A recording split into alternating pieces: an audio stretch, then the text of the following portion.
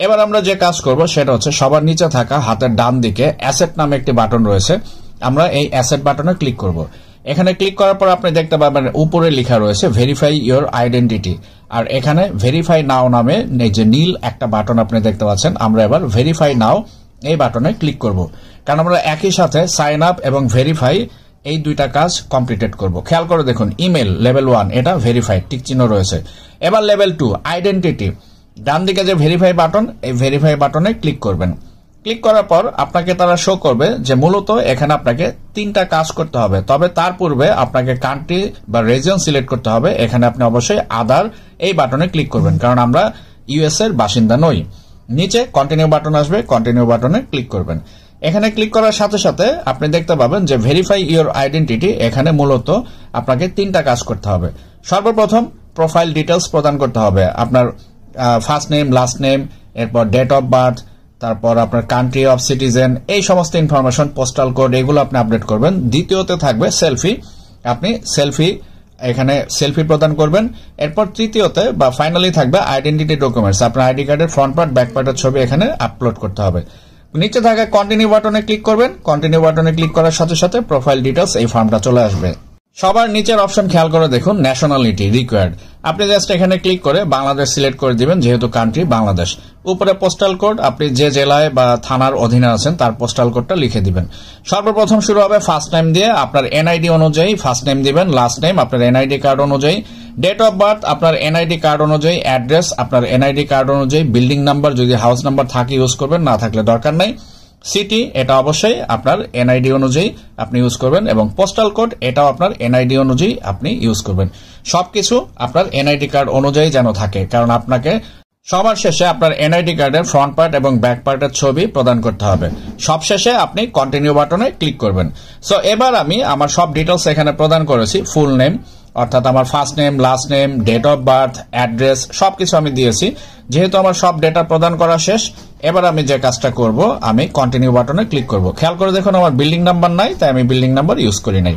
Continue বাটনে click করার সাথে সাথে দ্বিতীয় স্টেজে চলে আসবে বা দ্বিতীয় ফেজ, এখানে আমাদের লাইভনেস চেক করবে, অর্থাৎ আমাদের সেলফি তারা এখানে চেক করবে। সো আমাদের যে কাজটি করতে হবে সেটা হচ্ছে নিচে থাকা কন্টিনিউ বাটনে ক্লিক করতে হবে। তবে একটু রুলস বলে দিচ্ছি, আপনার মাথায় কোনো ক্যাপ বা হেড থাকা যাবে না, আপনার চোখে কোনো চশমা বা মোবাইল এগুলো থাকা যাবে না, অর্থাৎ আপনার ফেসটা একদম নিট এন্ড ক্লিন থাকতে হবে, যেমনটা আমরা আদার্স কেআইসি সময় আপনার রুমে যেন পর্যাপ্ত আলো থাকে এবং আপনার ফেসের পিছন দিকে যেন লাইট না থাকে, যাতে করে আপনার চেহারায় অন্ধকার না আসে। এবার আমরা কন্টিনিউ বাটনে ক্লিক করব। ক্লিক করার সাথে সাথে আমাদের ক্যামেরার পারমিশন চাবে, হোয়াইল ইউজিং দ্য অ্যাপ আমরা অবশ্যই ক্যামেরা ওপেন করব।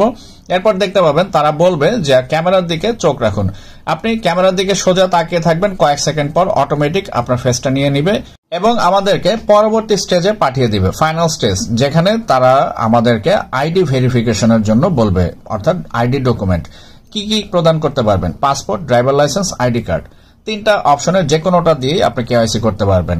সো এখানে আমি আইডি কার্ড সিলেক্ট করব।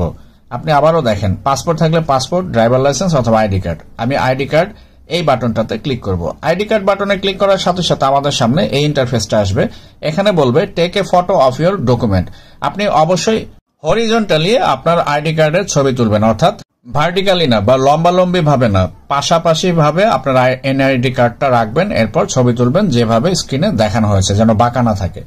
টেক ফটো জাস্ট এই বাটনে ক্লিক করবেন, সাথে সাথে ক্যামেরা অন হবে এবং ক্যামেরাটা আপনার এনআইডি কার্ডের উপর ধরে ছবি তুলবেন। এরপর ডকুমেন্ট ইজ রিডেবল এই বাটনে ক্লিক করবেন।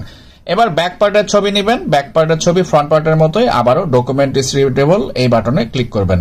সবশেষে দেখতে পাবেন যে এটা আপলোডিং হচ্ছে, কয়েক সেকেন্ড সময় নেবে আপলোড হতে, যতক্ষণ পর্যন্ত সময় নেয় একটু ধৈর্য ধারণ করবেন। এর মাঝে আপনি অবশ্যই ক্যামেরাটা বন্ধ করবেন না বা মোবাইল অফ করবেন না।